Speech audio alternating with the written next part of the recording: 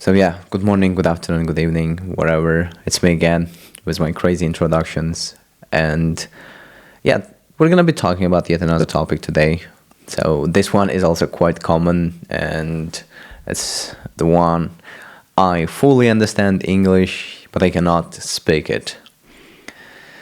You know what? I totally get the situation that you're in because back in 2016 when I was preparing for my CFR exam, my teacher, whenever we used to have mock tests, teacher used to call me up and I just to sit down and she asks the questions, and what I used to do instead was just to sit down and just stare at her like this. Like, for example, let's say the question, where do you live? And I'm like, I live in Druzhba city.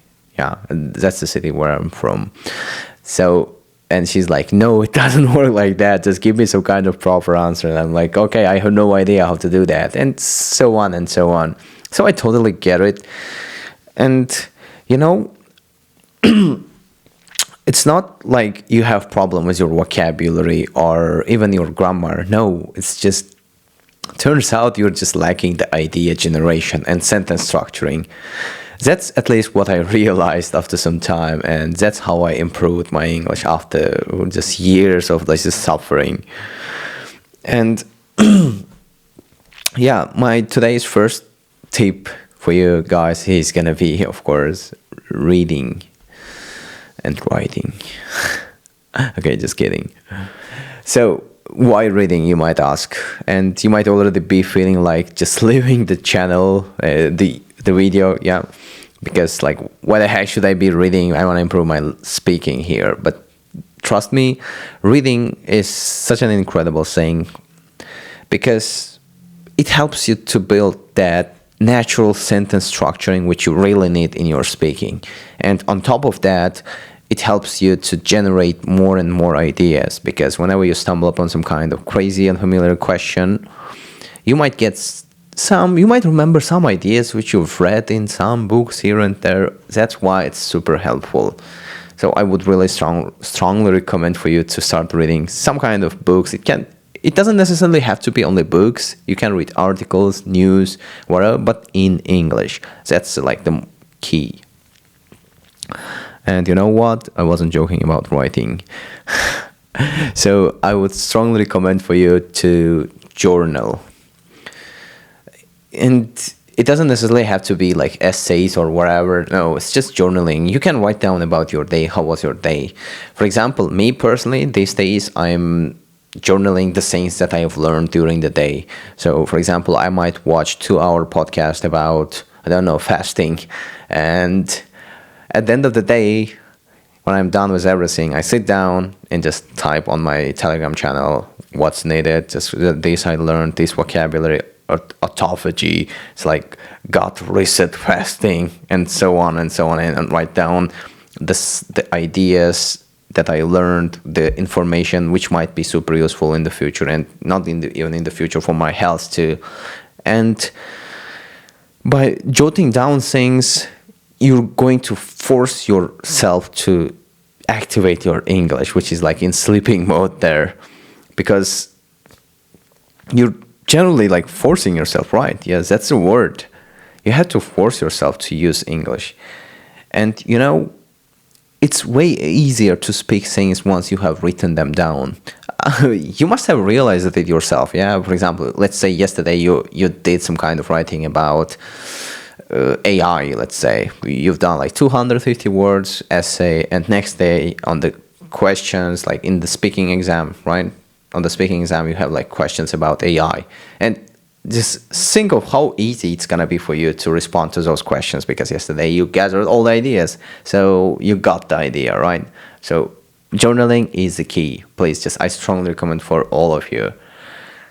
It might seem it doesn't work, but it works. Trust me. Yeah, that's my number one advice. Second one is going to be writing out sample IELTS questions and answers. Yeah, I know it might sound a bit tricky now. Why the heck do I need just writing down sample questions and answers to them. But it's not only good for general IELTS English learners, sorry, but it could also be useful for IELTS takers or CFR, TOEFL, whatever you're taking, whatever kind of even everyday conversations. It might be useful. Why? Because just let's say you write down the question. It's like about the environment. I don't know. What do you think is like causing the most pollution these days? And in everyday English or in your even your sorry, even in your native language, you don't discuss those topics. That's why it might just be so unfamiliar and unexpected for you. You might struggle a bit. So, and you will certainly lack the vocabulary. That's why write down the answer. Take the vocabulary from the sample answer, add some of your ideas, and mix them up and generate some kind of full response. And that's it. And you don't necessarily have to learn them like word for word forever. No, there's no need to. Just idea having those go-to answers is going to build your fluency. And it really helps you to generate sentences. That's why, write them down. It's so underrated. I don't know. That's what helped me back in 2016. Writing questions and sample answers, ideas from here, vocabulary from there. Add some of my idea and try to memorize and make some sense of it. And after some time, I started to just improve. Yep, that's what I recommend for you to do too. I don't know. Try that. Oh, I'm sorry. So next one, third one, is going to be find someone whom you can talk to or text with. Again, yeah, you might be feeling a bit just embarrassed or whatever, not liking it, but you really need to find someone, your group mates, your teacher, whom you can talk to. Even 15-minute talk every day is going to have so much great impact on your speaking. You can't just even fathom that. You try that for 3 months. Talk to someone for 15 minutes. Or even just texting with someone can cause improvement, because that way you're going to be, again, forcing yourself to use active English. You want to text someone, but there should be one rule: English only, okay? Because whatever you want to text in your native language and you don't know the translation, you have to go now for your just whatever Google Translator, or there's some applications out there for translation, and you might just translate and send them whatever you want to say and so on. That's super helpful. Just try it. Yeah. And finally, the next one is going to be shadowing. Right? I believe that most of you have heard about shadowing. For me personally, in the past, I just used to wonder what the heck is shadowing. Why everyone keeps just telling me about that shadowing stuff. And I didn't really pay attention, but turns out I was just naturally doing it myself. It's I used to watch podcasts a lot, and what I used to do was to repeat after the speakers. And I tried to copy the way they speak, their tone, the way they stress the words, certain words, right? That's how I became fluent, I think. Because that's the way how I learned to pronounce words correctly. And I don't know, after some time it developed, and it's now working quite well, I think. And I still sometimes do that. When I'm riding a bike, I just tend to listen to podcasts and repeat after the person, because I like it and it helps me to improve, so why not? So yeah, shadowing is the key for you if you want to improve.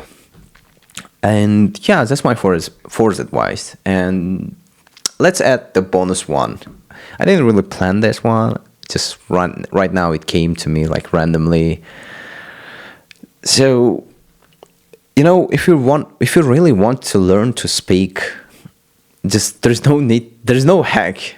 You cannot find some kind of magical video which is going to be somewhat different and make you just force you to speak English. No, even if you apply one of those advices, advices, one of those advice which I gave you, it just it will dramatically improve, enhance your English speaking. I mean, so just apply and just try it out for a month at least.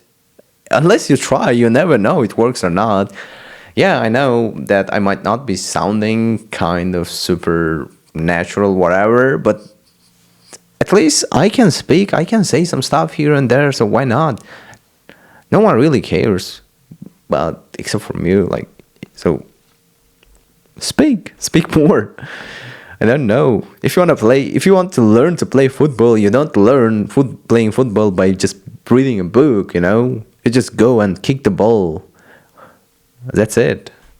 Yep, thank you now.